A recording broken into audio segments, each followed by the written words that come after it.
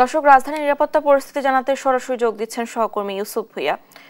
ইউসুফ, রাতে রাজধানীর চিত্র কেমন দেখছেন? নাশকতা রোধে আইনশৃঙ্খলা বাহিনীর তৎপরতা কেমন রয়েছে?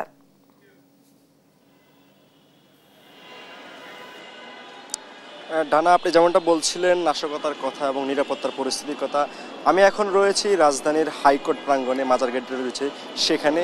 আমার পিছনে আপনি দেখতে পাচ্ছেন আসলে বিজিবি সদস্যরা আসলে আইন শৃঙ্খলা রক্ষার্থে আসলে তারা অবস্থান নিয়েছে। সর্বশেষ যদি আপডেট বলি তাহলে বিজিবি থেকে আমাদেরকে জানানো হয়েছে হাইকোর্ট প্রাঙ্গণে শুধু এক প্লাটুন বিজিবি মোতায়েন করা হয়েছে এখানে।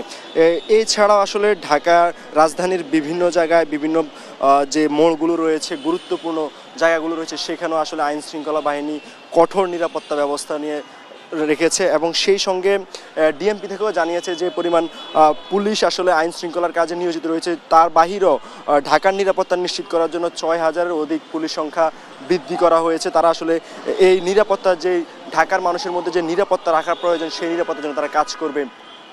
এর বাহিরেও আপনাদেরকে আসলে জানিয়ে রাখি যে মানবতা বিরোধী অপরাধের সাবেক প্রধানমন্ত্রী শেখ হাসিনা, সাবেক স্বরাষ্ট্রমন্ত্রী আসাদুজ্জামান খান কামাল এবং সাবেক আইজিপি চৌধুরী আবদুল্লাহ আল মামুনের বিরুদ্ধে যে মানবতা বিরোধী অপরাধের যে প্রথম মামলাটি আসলে আন্তর্জাতিক অপরাধ ট্রাইব্যুনালের রায় ঘোষণা হবে, সেই রায়কে কেন্দ্র করে ঢাকার বিভিন্ন স্পটে আইনশৃঙ্খলা বাহিনী কঠোর নজরদারির মধ্যে রেখেছে।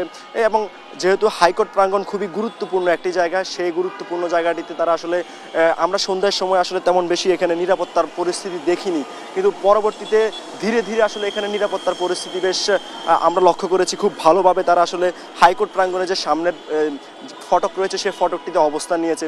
এছাড়াও হাইকোর্ট প্রাঙ্গণের সামনে যে সড়কটি রয়েছে সেই সড়কটিতে যান চলাচল আপাতত বন্ধ রেখেছে তারা বলছে আসলে নিরাপত্তার স্বার্থেই এই ব্যবস্থা। এবং সেই সঙ্গে এখানে চেকপোস্টে আসলে তারা চেকিং করছে।